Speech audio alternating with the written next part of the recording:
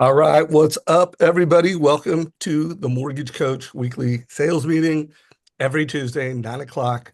For over 15 years, we are doing our best to put on the mortgage industry's best sales meeting for the week. Today, two people that I have interviewed a lot. I've actually known Khai McBride for, dude, for sure over 20 years. How long have we known each other? Two six. So this is 21 years. No, 20 20, years this year. 20 yeah, years this year. yeah, so 20 years of friendship, 20 years of impact.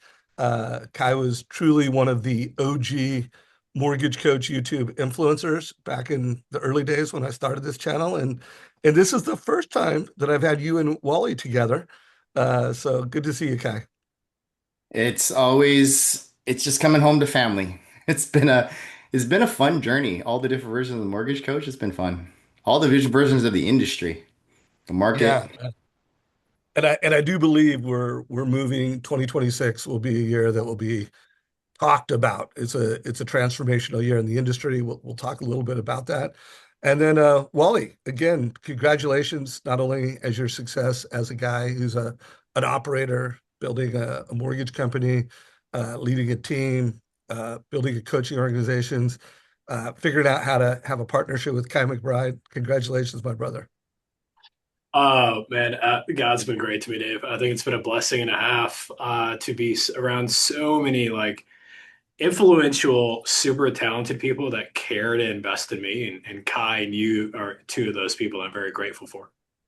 Yeah, well, I'm looking forward to this conversation. Before we get into the headline and topic, I would just love to know, we're now like March. I mean, I can't believe how fast this year is flying. But why don't you both kind of give me your perspective on how the year is going?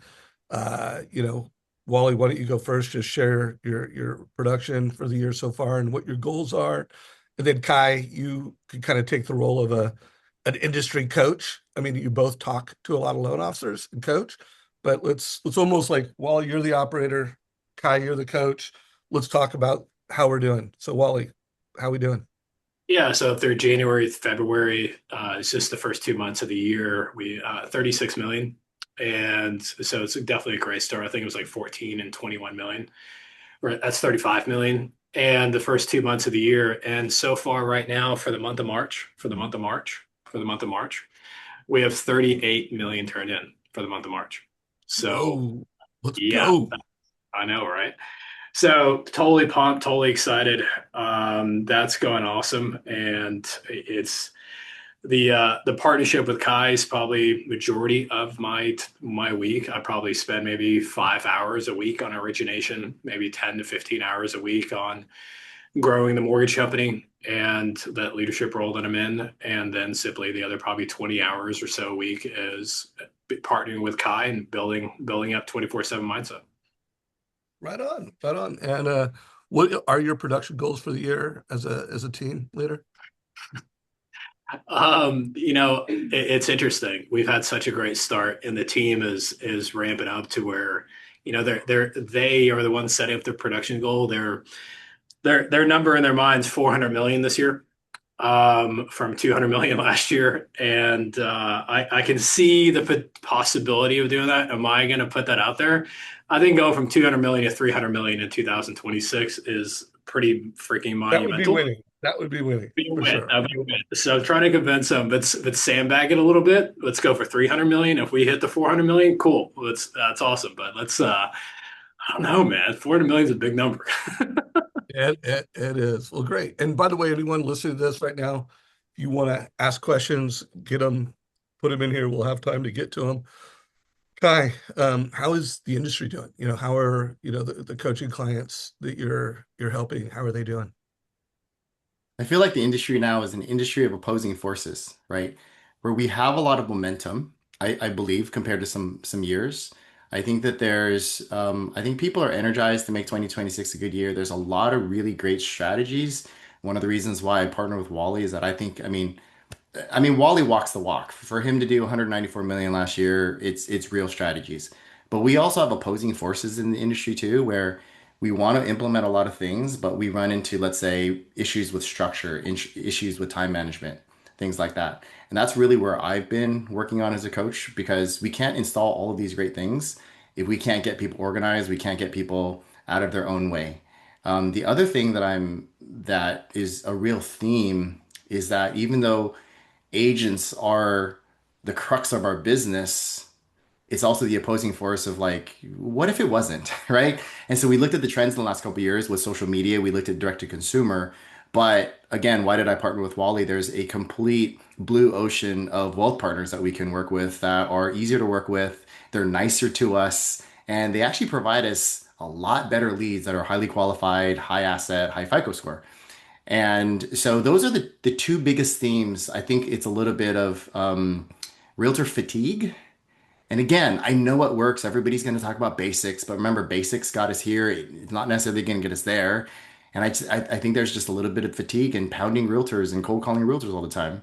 And again, I think people do see the light. People do see the light of whether it's wealth advisors or social media or things like that, but they need structure in their day. They need structure in how they approach it in order to get there. I think that's really, really important.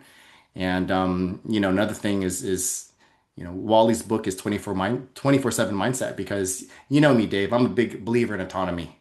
We have to have good lives as we're working, otherwise, what is it worth? So, you're right. So I'm going to be at the next Laker game like everybody else. I don't want to work 60 hours a week, right? Like we want to have lives as originators. We don't want to sell our soul. So I think that's just really important. And that's being talked a lot now again. Got it. Got it. All right. Well, let's get into this headline. You guys, I wanted to have you guys both be guests on the sales meeting because of who you are. And I thought as we're still in the first quarter of the year and we're now kind of moving into preparation for spring home buying season. But you guys picked the headline. Like I said, hey, let's get a call. Let's bring some leadership together. Let's do a sales meeting together. And then which one of you picked this headline, how to withdraw commissions out of your CRM like it's an ATM? Pretty clever. I have a guess as to who came up with that headline, but which one of you came up with the headline? This guy. That- So my database has been my ATM machine for the last 6 years. I mean, if you look at math, I've been super blessed to do over $2 billion in origination my 26-year career. $2 billion in origination. Now, what's super cool, the last 6 years, $1 billion of it came from the last 6 years. Last 6 years, $1 billion, 26-year career. So for the first 20 years, it just wasn't a priority of mine. But what's super cool is on average, 80 million of our 200 million a year comes from our data bank. And when you learn to build a database that you turn into a data bank that you're able to use to monetize and take out withdrawals from, today I'm not going to talk about me though. Today I'm going to talk about, do you know a loan officer, Dave, named Chad Fleener? He's a Movement Mortgage. I actually don't recognize the name, no. Yeah, so he's been in our coaching program now for 24/7 mindset for about a year and a half. And I'm going to use him as a case study. So at 24/7 mindset, there's three types of coaching platforms that we have. It's the one, do it yourself. Number two, done with you. And number three, done for you. Do it yourself, done with you, and done for you. So he chose when he hired us the done for you. So our 24/7 Mindsets client concierge team calls his database and schedules annual mortgage reviews off his calendar. And what was beautiful about that, they scheduled 74 annual mortgage reviews in the first 30 days. So he hired us February 4th. I just talked to him this morning and got his results. So just the last 30 days, everything I'm going to talk to you about is only the last 30 days. The last 30 days, 74 annual mortgage reviews scheduled on his calendar. 60 of his clients answered. 60 of his clients answered. He got 5 loan applications that turned into contracts or turned into refinance. He was able to generate $28,000 in commissions for himself off those 5 applications, 5 loans that he got coming in. So he paid us a fee of $2,500, and that bucket alone, and I'm going to walk you through 5 buckets. That bucket alone, he was able to generate $28,000 in commissions for him, which is a phenomenal ROI. But you map that forward is he was able to do from annual mortgage reviews, 9 financial advisor referrals out, 5 financial CPA referrals out, 1 family will attorney, and 7 insurance agents. He was able to refer out in a 30-day span 22 referrals out to his wealth partners. At a 50% conversion rate that they converted on, at an average $2,000 commission between the partners, he was able to generate for his wealth partners $22,000 in commissions on top of the 28,000 he was able to generate. Now you take that a step further, he was able to get 2 referrals for his realtor partners from his database calls, a buy and a sell that generated $22,000 in commissions. And when you look at it, if you add those 3 buckets together, that's $76,000 in revenue he's able to generate off a 30-day span of following the 24/7 mindset framework. $76,000 he's able to generate. But what's beautiful about that is he's super proud of himself. I'm super proud of him. And I told him, I give you a C plus. He's like, dude, I just generated $76,000 in referrals and commissions out. Why'd you give me a C plus? My response was because I know what step you skipped.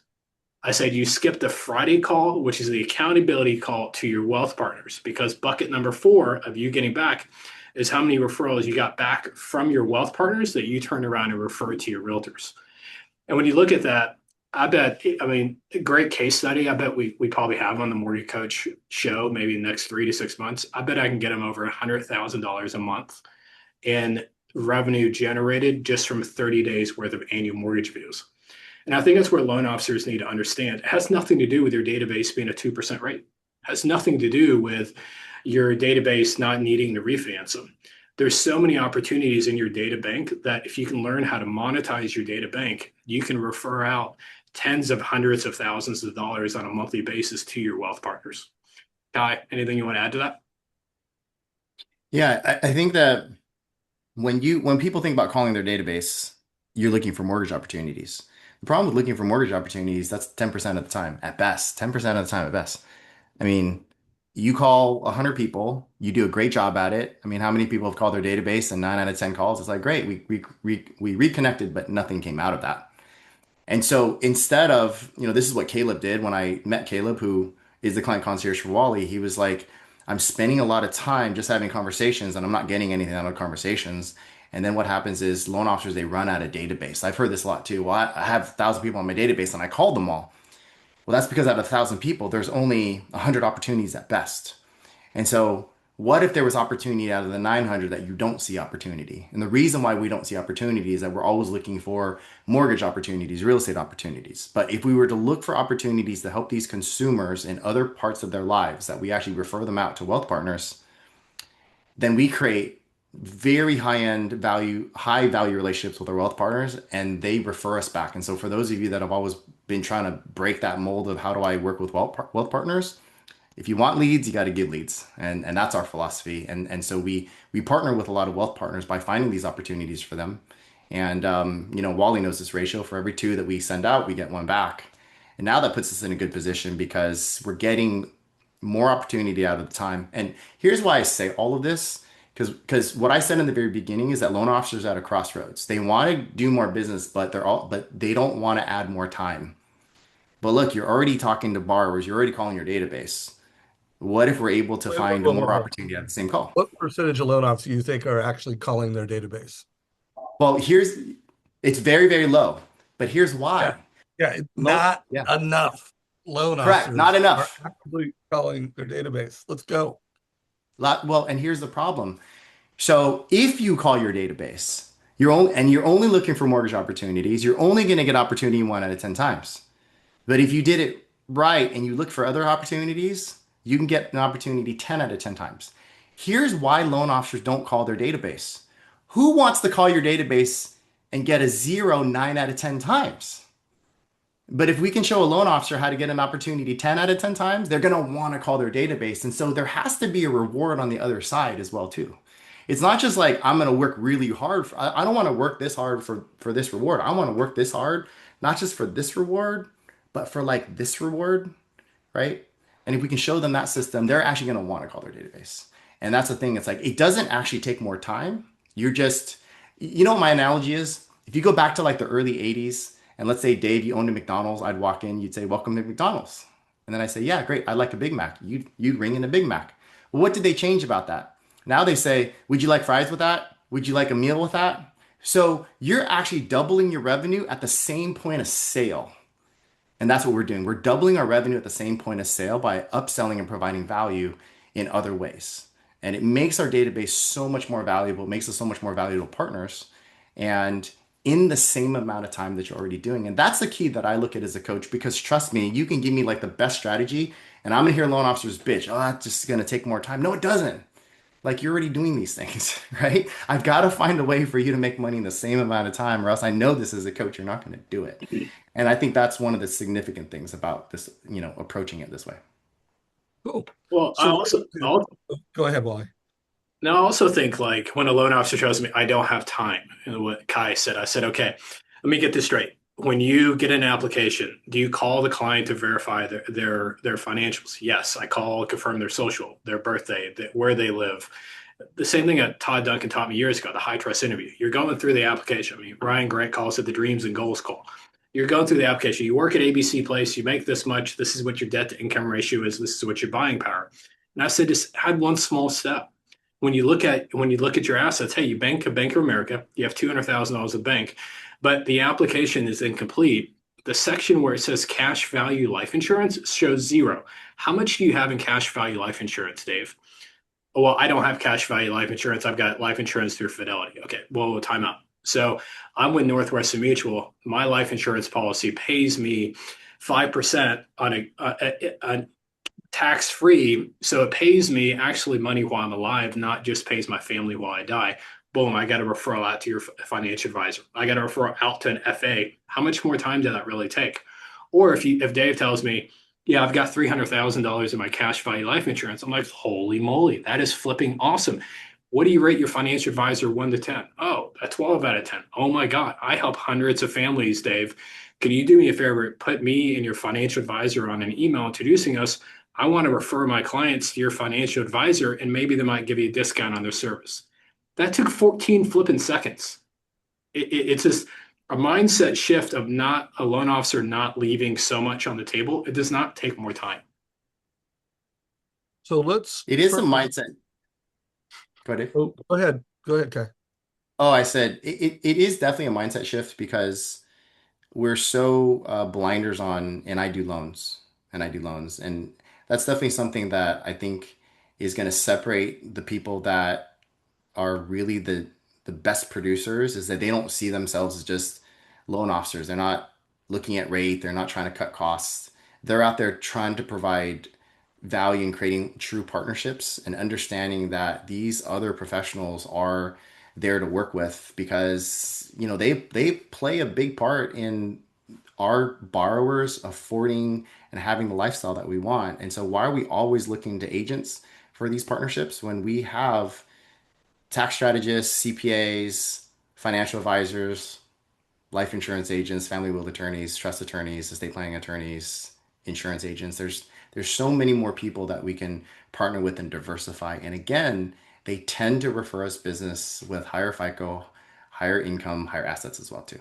I mean, I know that there are loan officers that go to agents and they say, I can provide you leads. Yeah, but they're shitty internet leads, right? Like, how about good leads from financial professionals? It's just better. And by the Love way, it. we're not forgetting about agents, right? We're not Well, forgetting about agents because we still I have to think work with them. what you got to remember though is like perfect. There is a loan officer that I coach named Matt Ballmeyer. Matt Ballmeyer, 3 years ago, he's a call center LO, had no business whatsoever. His first year, he did 14 million with me. Second year, did 30 million. He's on track to do 45 million this year. 15, 30, 45 million. That's the last 3 years and the worst like 3 years of mortgage starting from zero. What's beautiful about Matt, the way he built his realtor business is he would go to realtors and say, hey, I don't have a database. I am coming out of the call center space. Let me call your database, Mr. Realtor. I taught him the script. Let me call your database. I'm going to schedule for you annual real estate reviews on your calendar with your past clients. If there's an opportunity for me to do an annual mortgage review for your past clients, I'll take that opportunity. And if there's a refinance or a purchase from it, I'm going to be able to capture that. And there is no charge for my service since I've got plenty of time on my hands. The dude went from zero self-source business, first 12 months, 14 million, 30 million the next year. And he's on track to do 45 million his third year without a flipping database. He uses a realtor's database. And he sent me a testimonial video this morning that he's teaching realtors how to do annual real estate reviews for their calendar. Realtors have the same challenge that loan officers have. They don't know how to monetize their database either. You master learning how to monetize your database as a loan officer. You teach that to your realtors. You've got an assembly line of referrals for the rest of your flipping life.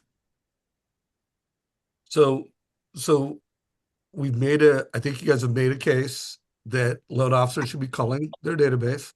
Of course, we've done calls many times with both of you guys over 20 years and and made the case. And there's still a lot of loan officers that don't. And a lot of it would be, oh, I don't have time. A lot of it would be, I don't know exactly what to say. Uh, so let's do this. I want to get two scripts. I would love for each of you to do a script. And the two scripts I want is one, I want to get a feel for what the call sounds like when you're reaching out to the consumer in the database and asking for this. So I'll let you know, Wally and Khai, which one is going to do that script. And or each of you is going to do a script. So one will get that. And then the other script I want to get is what does it sound like to describe to a financial advisor why they should give you their database because you're going to get more business out of that database than they are. Which one do you want to do, Kai? I like the second one, but I don't know if Wally likes the second one. I can tell you right now, Wally wants to do the second one. No, no, no. Y'all need to fire me if I can't do both of them a 12 out of a Well, I 10. can do by I the can way, do you both, but I like the second one both too. can do both of them. I just want to get two different voices. And by the way, guys, we're going to put a clip of these in the Uncommon LO on Instagram. Yeah. So if you are not I'll following attack the the first one Uncommon because LO, yeah, I'll attack the first one because I think the first one is going to address the discomfort that loan officers have, right? Like Wally may not have a discomfort because he's just wired. But here's the reality. Most loan officers, maybe you're intimidated to recommend to somebody, hey, I have Northwestern Mutual and this and this and that. And so one of the easiest ways is to just say, hey, one of the things that even though I'm your lender, I really, really care about your financial well-being and I care about your financial security. And so besides working with myself and a great agent, I'd like to know the other financial professions that you work with because I might need to engage with them. I might need to send them documentation, but also just so that I know that you're in a good position. So let me ask you a question. Do you work with a financial advisor? Yes. Great. How would you rate them on a scale of 1 to 10? They're going to give me an answer. Let's say it's a 6. Great. Do you work with a CPA or tax strategist? Yes. How would you rate them on a scale of 1 to 10? 10. Great. I'm going to ask the same thing about a family will attorney. I'm going to ask the same thing about an insurance agent. This is all I have to do. I don't have to recommend. I just have to see what their scenario is. If they tell me that they're working with a tax strategist and they rate them a 10, I'm going to say, that's really, really amazing. What do you like about that person so much that you rated them a 10? They're going to tell me. I'm going to say, great. Do you mind if I get that person's name? Because I have so many people in my database that are always looking for a CPA referral. And I would love to refer that person and give them business, especially because you love them so much. Awesome. Let's say they rated somebody a 6. So I'll say this. Well, it's apparent that you understand the importance of having that person, but I think it's a little disappointing that you're working with somebody that's a 6. Let me ask you a question. How much money is that costing you? And would you prefer to work with somebody that you can rate a 9 or a 10? Because if you do, I have a list of 9 and 10s that I can refer to you if you don't mind, because obviously you find the importance of that. See, I don't have to get into that strategy of like what they need. I just have to get into the fact that they are using somebody, but they're not good enough. Now, in certain cases, they'll say, I don't work with one, and I might ask them why, right? Well, you don't work with one. Are you looking to work with one? Do you think that's going to help you?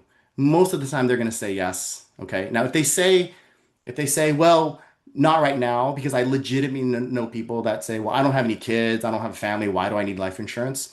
I don't necessarily have to get into that right now. And I'm just going to be honest with you. I don't have to necessarily get into that right now. But for the most part, they're going to say, yeah, I do eventually. And then I'll say, well, when that time comes, and it's probably going to be sooner or later, could I refer you to somebody who's a 9 or a 10? Here's why I say that. One of the things about scripting is that people have to be really comfortable. And because there's this identity shift, I don't want people listening to make it seem like we have to all of a sudden become financial professionals and we have to give people advice on whether they need life insurance or will or anything like that. I can just ask them what they have and what they don't have and whether they find it's important. And I'm just playing matchmaker. That's it. I'm just playing matchmaker. That's the easiest way to get going right now off the bat. And you just start with, I care about your entire financial security. So I'm curious, who are these 4 people that you work with? That's how I do it from the very beginning. And then from there, yes, you're going to educate yourself. And there's this really cool thing called ChatGPT, Claude, and things like that that you can learn very, very fast. Like I didn't know the difference between a revocable and irrevocable trust was. So I just asked chat. I mean, that takes away like hours of me Googling things and buying books and everything like that, right? And I made myself more educated. But the most important thing is, I'll tell you this, if you don't know about it, that's actually one of the conversations that you're going to have with these people. Because when you meet with a financial advisor, you say, hey, I run into people all the time that think that they don't have enough money. What should I be looking out for? Can you script me? Can you help me? Just like we need to script our agents because you don't want an agent saying, oh, they told me to use you, Wally, because you have the best rates. I'm like, no, that's like the worst scripting, you know? But that's what I would say as far as an easy script. You're just asking them a survey. Do you have these people? Scale of 1 to 10, and I'm going to play matchmaker. 7 and below, I'm going to match them with 8 through 10s. That's it. So first of all, awesome. That was a great script. We will take elements of that. And literally this week, for any manager on this, if you want to do some role playing, you want to help your folks, check out Uncommon LO. We'll have that on there. Also, that prompt that Kai gave you to help you, whether it's questions that you want answered that you don't know, please make sure you guys are doing that. Make sure that you're using AI regularly. Also, you could take that script and because the Mortgage Coach YouTube channel has so much best practice content, ChatGPT and every AI program knows what Mortgage Coach is. They know exactly how it helps loan officers. When you can say, I use the Mortgage Coach software and I want to reach out to a financial advisor. Here is a script I'm currently using and why. Tell me what you like about this and give me some advice to make it better. So I just want to remind you guys, you can use AI in really creative ways to help you deliver better experiences in the market. Wally, any coaching notes on what Kai did? And then let's put you on, the hot box. And we want to hear your scripting with an advisor to get a database. Yeah. So to answer your first question, I think Kai did great. 99.9 out of 100. The only tweak I would add to that is Kai's got a huge vocabulary and he's a really smart guy. I do not have a huge vocabulary and book smart. I'm not that. So I share things that like are sports related. And I tell them, hey, I'm your financial quarterback. I'm going to make sure the wide receiver is on point. I'm going to make which is your CPA. I'm going to make sure that your star running back is on point. That's your financial advisor. But if these people drop the ball, you're not going to score. You're not going to build generational wealth. So I can do the best job in the world, Dave, of building the best, most efficient mortgage on God's green earth for you. But if your financial advisor cannot grow your wealth or cannot give you advice to be able to help you grow your wealth, then you're never going to build generational wealth. And that end zone that's over there, we're never going to get into it. Boom, I got to refer all that to my financial advisor. Or if they tell me something along the lines of, yeah, my financial advisor is a 9 out of a 10, I'm like, listen, what I want to make sure that I want to get in a relationship with your financial advisor so I can help them get to a 10 out of 10 and add value to them. So it's really easy for me when I dumb things down and use like sports analogies at that. I don't know Kai's big vocabulary world words, but like to me, when I break it down that way, I've never met one single client that does not understand about the end zone. I've never met one single client that does not understand the analogy of a quarterback. And when you look at that, that's the only like 0.01% I would say differently. I just try to dumb things down. I think I learned a long time ago, there's a quote that I learned that is, I dumbed down my lyrics to double my dollars. And it was through a hip hop artist. I dumbed down my lyrics to double my dollars. I just try to speak the simplest way possible. That's all. All right. So now I have to give my coaching note because you gave your coaching note. First of all, anyone listen to this, that is a great example of Kai sharing a best practice script and then Wally making it authentically himself. And I can't emphasize enough that, listen to these scripts and then make them authentically your own. Back in the day when I was an originator and the principle, the philosophy, my value prop was my advice makes a difference, which is still my value prop. Like I wouldn't be doing a weekly sales meeting and have a Mortgage Coach YouTube channel, which by the way, hit 26,000 subscribers yesterday. So if you're watching this and you're not one of those 26,000, let's keep it going. We want to go to 30. Um, but the way I would have done that script is I would have said, hey, I have dedicated my profession as a mortgage advisor so that my advice makes a difference. And most loan officers who they educate on the transaction of getting a loan. I want to help you have a home, but I want to have you help a home build wealth with real estate and achieve financial freedom faster. And so to do that, and I would have used the language, the wealth team. I look at everyone who surrounds a family like yourself. We all got to pay taxes. So you have a CPA. People that are really diversified at achieving financial freedom, they have home ownership, but they also have diversified assets and they have financial advisors. So I would have framed it that way. And then I would have gone into what it is. So by the way, all of these, my script works, Wally's works, Khai works, like make it yours. But anyways, I think we crushed that. So now let's build our database. Let's get more data from, and Wally, it's up to you whether it's an advisor or a realtor, but let's hear what that sounds like.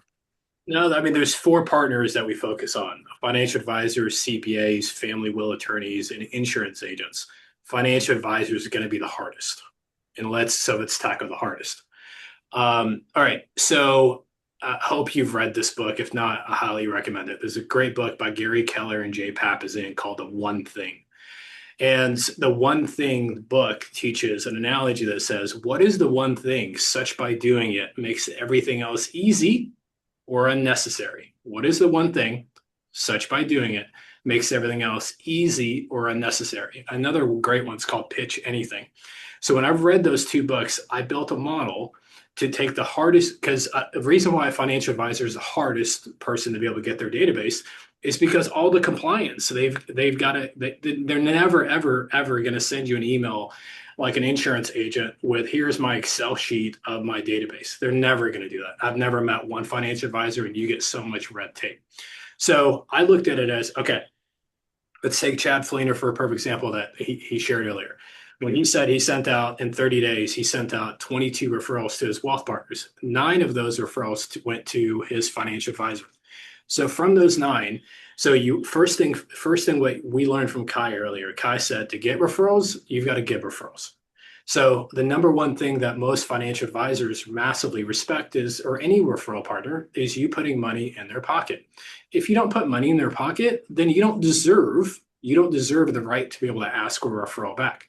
So I focus on doing my annual mortgage reviews, referring to my financial advisors. When I refer to my financial advisors, I'm putting money in their pocket. The 24/7 Mindset Framework has a Friday call. The Friday call is the most important thing because I'm calling that financial advisor. And I'm saying, hey, Mr. Financial Advisor, it looks like I referred you Patty Sue on Monday, Jimmy Johnson on Wednesday. Did you talk to Patty Sue and did you talk to Jimmy Johnson? Yep, their response, yes, I talked to Patty Sue. Yes, she's moving forward with me, or I haven't heard back from Jimmy Johnson. So I'm telling that financial advisor, hey, I'm going to call Jimmy Johnson, make sure that he answers your call because I want my referrals to end. But you talked to Patty Sue and she went forward with it. It's really easy from there. My response is, okay, great, Mr. Financial Advisor. I referred you Patty Sue. You spoke to her. She moved forward with you. Now, who'd you meet with this week? Who'd you meet with this week that I can earn a referral back just like you earned a referral? I do that every single Friday on my Friday call to my financial advisor wealth partners religiously. They know it's coming. It's an appointment scheduled on our calendar. I give them referrals during the week. I follow up on Friday to make sure that they got those referrals. What's going to be beautiful about these referrals once you do the Friday call, if you're a loan officer, you're going to be able to give out more referrals than you can naturally get back. We give out over 120 referrals on a monthly basis and get somewhere in the neighborhood between 50, 60, 70 referrals back from wealth partners on a monthly basis. So my response back to that financial advisor when I refer him more business, because it's a setup, I'm setting him up. My response is, okay, I'm built him out I asked him for and you'll appreciate this, Dave. I asked the financial advisor for his mortgage statement.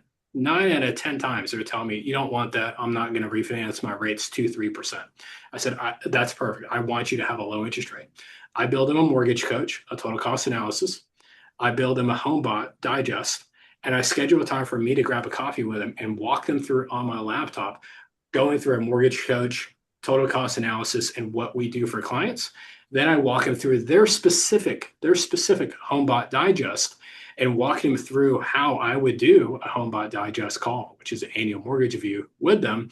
I would ask them, do you feel like your clients would find value in this? The only way I've been successful of getting a financial advisor's database is when they send out 10 to 20 emails out to their database on a weekly basis with your HomeBot link for their clients to opt in. I average about a 71% conversion rate from when the email goes out from the financial advisor to their client to be able to have their client opt into your HomeBot digest. And once they're in their HomeBot digest, you've got their database. And then the step further from there is now you're adopting their database, but you got to engage with their database.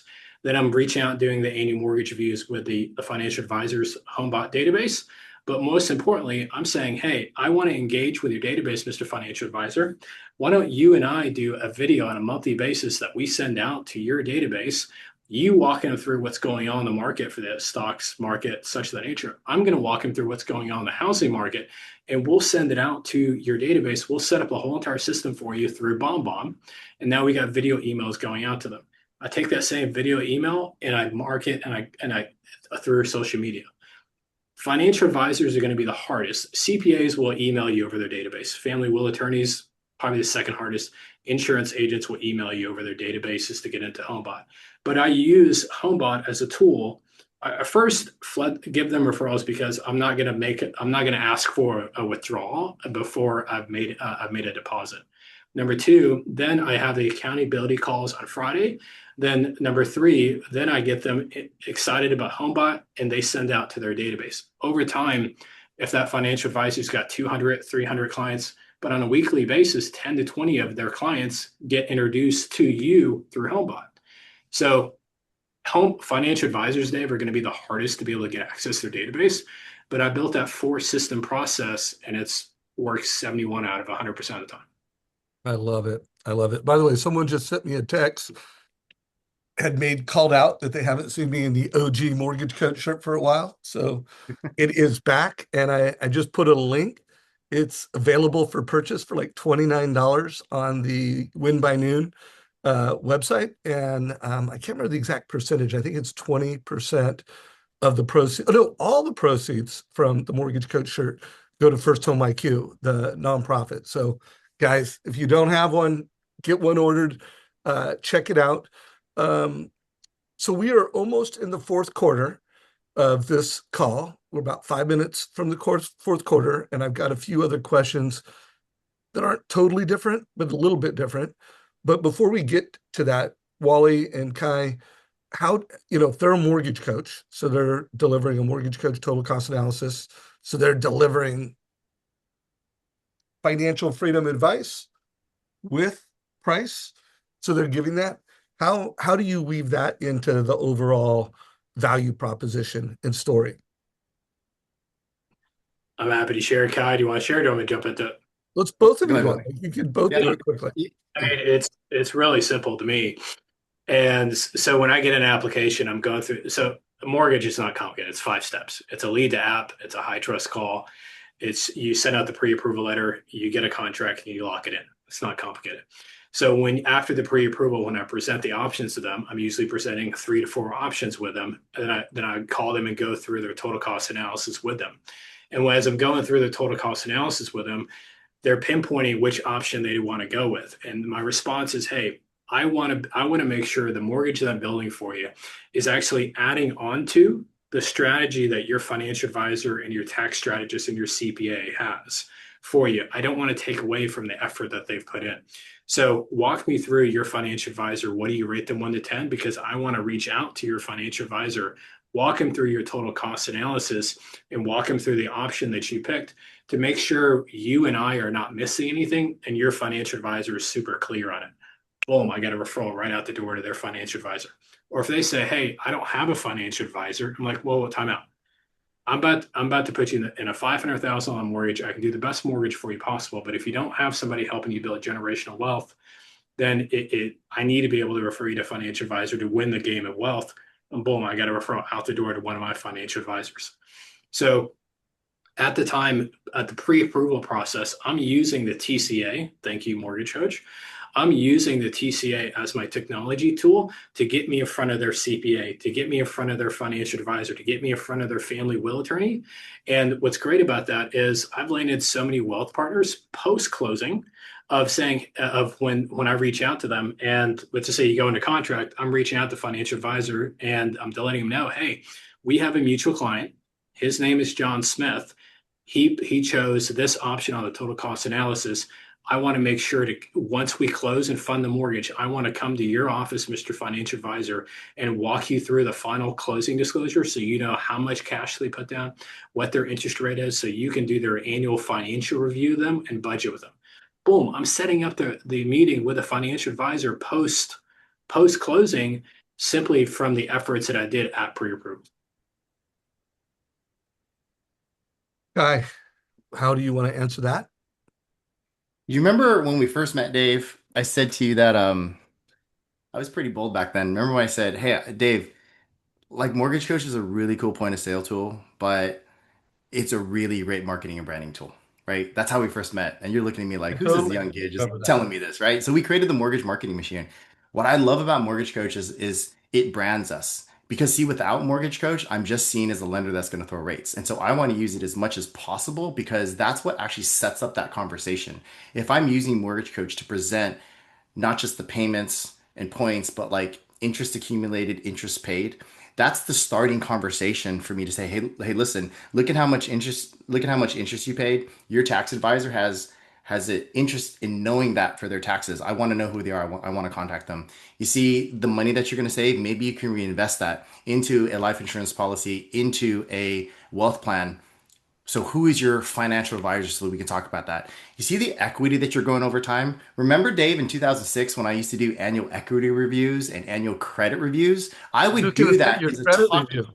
yeah, annual credit reviews. I would use that as a talking conversation. So if we're building equity, who do you have that's looking over your estate as a will and trust that's protecting that equity when you die and you have to pass it on?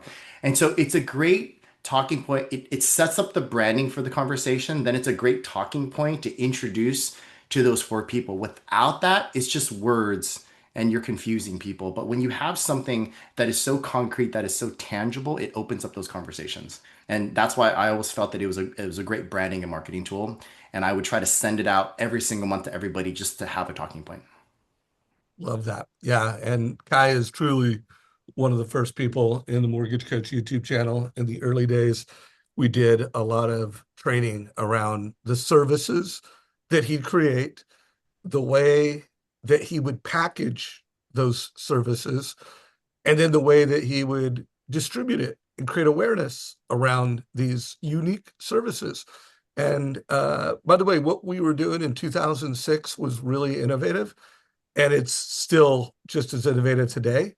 Because here's the deal, guys. Most loan officers are quoting rates like it's not even 1999, like it's 1989. When you really look at how most loan officers are quoting the rate, I want you to look at how you deliver rates, fees to a consumer, lay that down. And then if you have been in the business like me, I've been in the business 40 years, but however many years you've been in the business, does it look the same? It looks really close to the same. And yet, I mentioned earlier on when we kicked this off, it is 2026 and AI agents are a thing. Consumers using AI to be empowered, to be smarter, like depends on the demographic and the market you're in, but some markets and demographics, it's already 50% of consumers are AI powered. And by the end of 2026, you can just assume the majority, more than 50% of consumers are AI powered consumers. So when you deliver your wealth advice, when you deliver your rates and your fees, you want to put that into an AI enabled experience where where the consumer can actually engage with that and ask questions in that, which, by the way, is a really good transition point for this fourth quarter of the call. Uh, I think I've told you, you guys are both familiar with what we're doing with the MBA and advocacy in Washington, D.C. Yeah, for sure. Yeah. And by the way, for anyone who's watching this and you're not aware of what we're doing, I'll put a link to the page in just a minute. But we're taking a group of loan Washington, D.C. Well, the MBA is looking for loan officers who want to go and be lobbyists for a day. I think it's tax day, April 15th. And the MBA will have 500-ish executives and loan officers. Right now, we've got 29 loan officers that said, I want to be part of this, representing 13 states. My personal goal is to get this north of 100. Like, really north of 50 is my minimum goal, and to have as many states going as possible. So, like, we've already got 8 committed from California. I don't care if this number turns to 20. I had someone reach out to me the other day and say, Dave, you've already got someone. Guys, we've already got 3 people from Texas. We want more. And then, of course, the more states we have covered, the better. I don't think it's likely we'll get all 50 states covered, but would love to have you guys join me. And I'll put a link in chat right now. Let's have you answer this first. I have this belief that if a loan officer, they should be building a personal brand on social media. Like, let's just consider, like, even though we're talking about database, you still need a brand on social media. I want to hear you speak to that. And then if a loan officer was to say, hey, I'm going to Washington, D.C. to advocate on behalf of first-time buyers and affordability in America, like, whatever their trust barometer was of their brand, it would go up. Like, it would be a good move to raise your trust factor on your social media brand. What are your thoughts on that? So I look at social media, I'm going to incorporate the two ideas. So I look at social media as you want to create reach, right? And you want to create reach.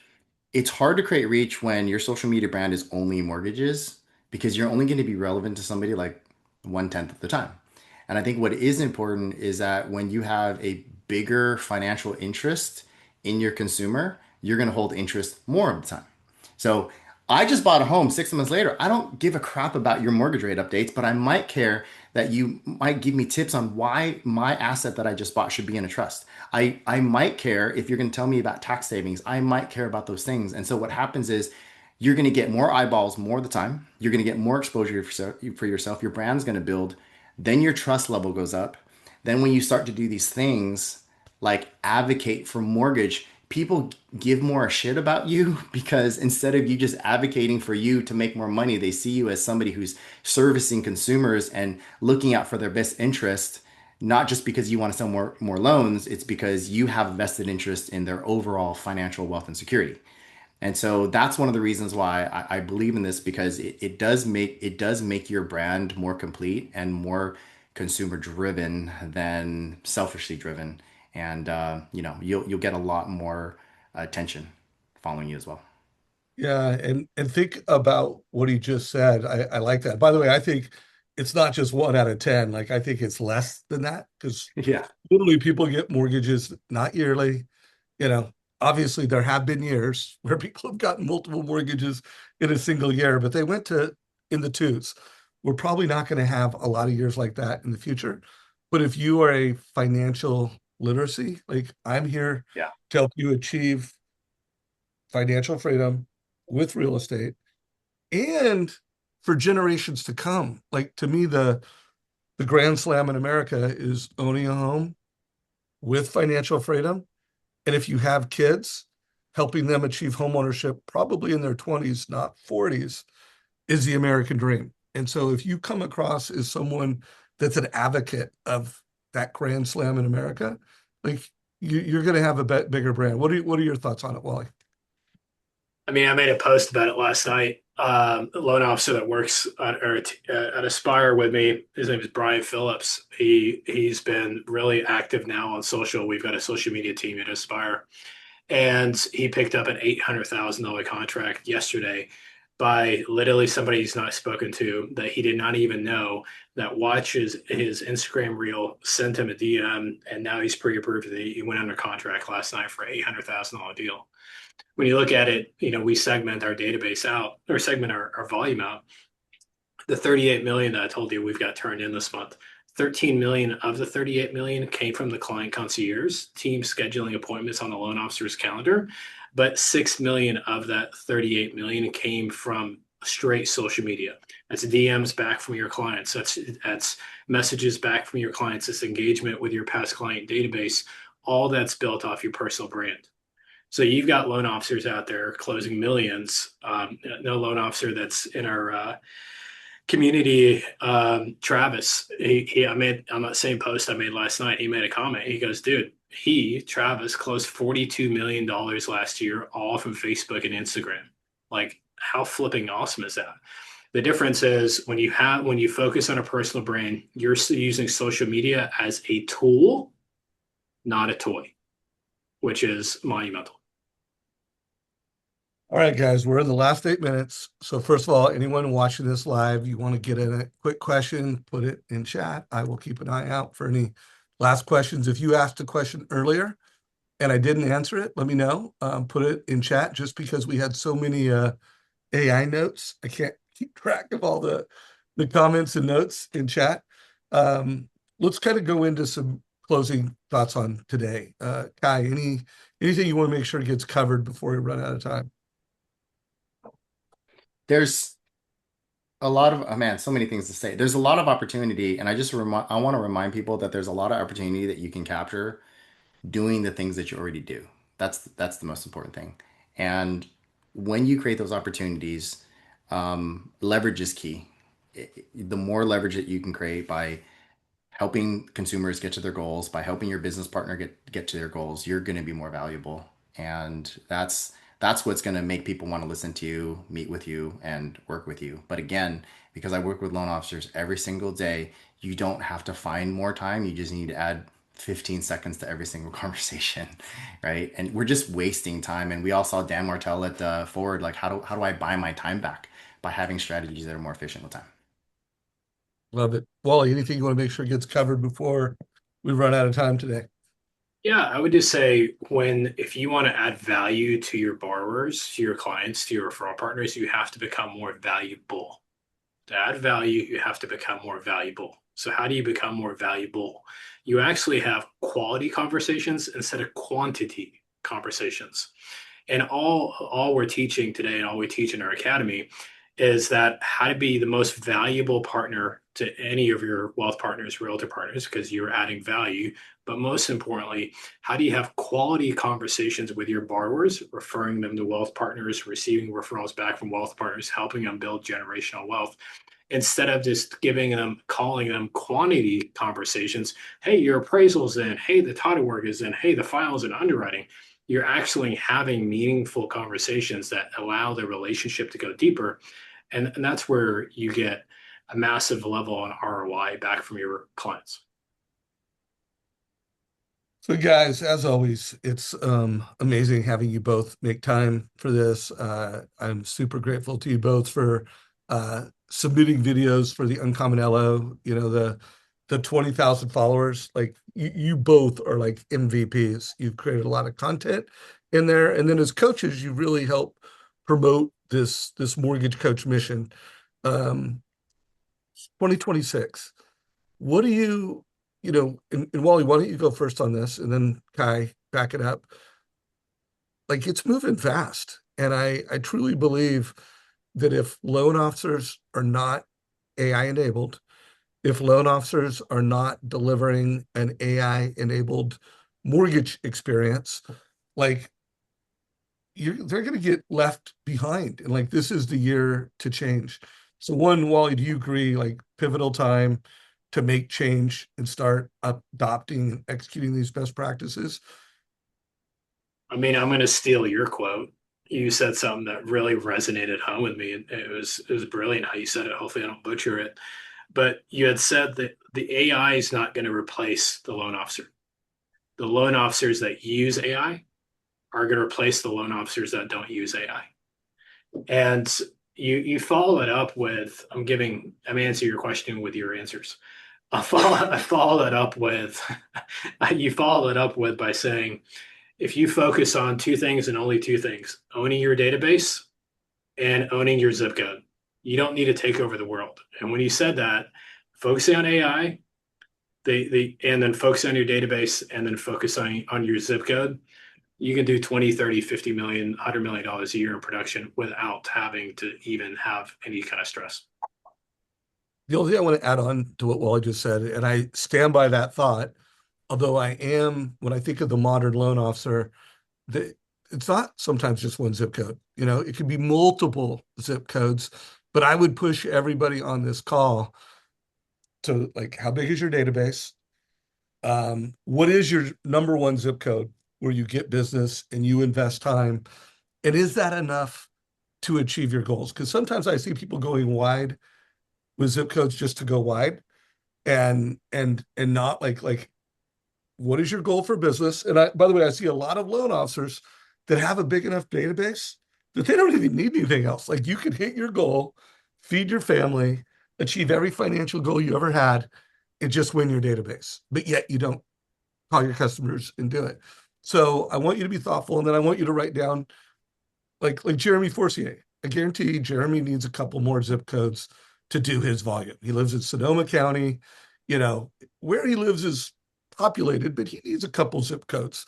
He needs to win his database, which he executes well at, and he needs to own, and I don't know the number, whether it's 2 zip codes, 3 zip codes, but it's a 30-mile or 30-minute to 1 hour drive from where he lives in order to do the kind of volume he does. I mean, he's the number one loan officer in Sonoma County, beating out multiple credit unions like the number 2, 3, and 4.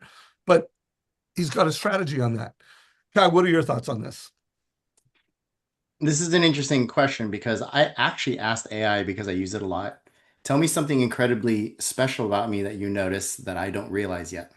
And it said Well, this. It said, you approach everything. Yeah. It said, you approach everything with such systematic efficiency, but you underestimate your ability to connect with people on a personal level, right? And so what is that telling me? What that's telling me is that AI can replace the systematic part of us, but it can't replace the human touch and the human personality in us. And so I'm a huge believer in AI to make the things that are efficient in us, the things that we have to do on like a very systematic basis, because then what that does, that leaves us to actually connect with our consumers, connect with our borrowers in a high value way. If you believe that AI is going to replace you, it's because you don't connect with them on a personal basis, because that will never be replaced. by the way, guys, put that little prompt into chat, I'm going and to tell you what the exact prompt is, and then I'll post it in chat. yeah, post it in chat. And for me, I'm not going to read the whole thing because I'll blush. But it was like, you don't just build companies, you build movements wrapped in tools. So first of all, it's pretty flattering. It definitely strokes my ego. Uh, by the way, it's long, but I'm looking at this prompt, guys. I'm going to journal on this afterwards. Like, Li- listen, and by the way, if ChatGPT doesn't know you, like, you don't get a good, thoughtful answer or whatever platform you're using, first of all, you might be using the free version and it just doesn't know you. So upgrade. And then maybe you don't have enough online content about you, so it really knows you. Maybe you haven't loaded your personal code, which I don't have time to get into that because we're in closing thoughts now. But if it doesn't give you a really insightful, thoughtful answer, you're behind the game. Like we are at a point right now where people that are using AI with intention, that have a lot of online digital content about them, that have uploaded their personal code, that have uploaded their brand book, like, it's going to be a great coach. So that was a great closing thought. Guys, if anybody wants to learn more about coaching your platform, like, what are the best places for them to go? What I'll do is Um, I'll drop a link in the chat in this, but we've got a masterclass that's coming up Tuesday at 11 a.m. And it's where Kai and I are going to be there for a full hour sharing everything that we talked about today. But we'll also share the how, the what, the when So I'll share that and we can jump on that masterclass the Tuesday at 11 a.m. Central. Right on, right on, right on. Khai, any closing thoughts? Anything we missed? Just in 20 years, Dave, uh, the industry and us, it moves blindingly fast. And so what I love about you is you're always on the forefront of innovation. And if you're not, everybody listening, if you're not on this regularly, then you're just missing out. You're going to be left behind. And so, I mean, even today's conversation is extremely progressive, and you got to stay on the ball. Well, grateful to you both for everyone tuning in, whether you're live in Zoom with me right now and us, or whether you're watching us on the YouTube channel. Super grateful for you. If you got value from this, give it a like, whatever platform you're watching it, share it. Like if you are a manager, use these resources to up level your team. And guys, let's have a great week. This is a wrap, everybody. Take care.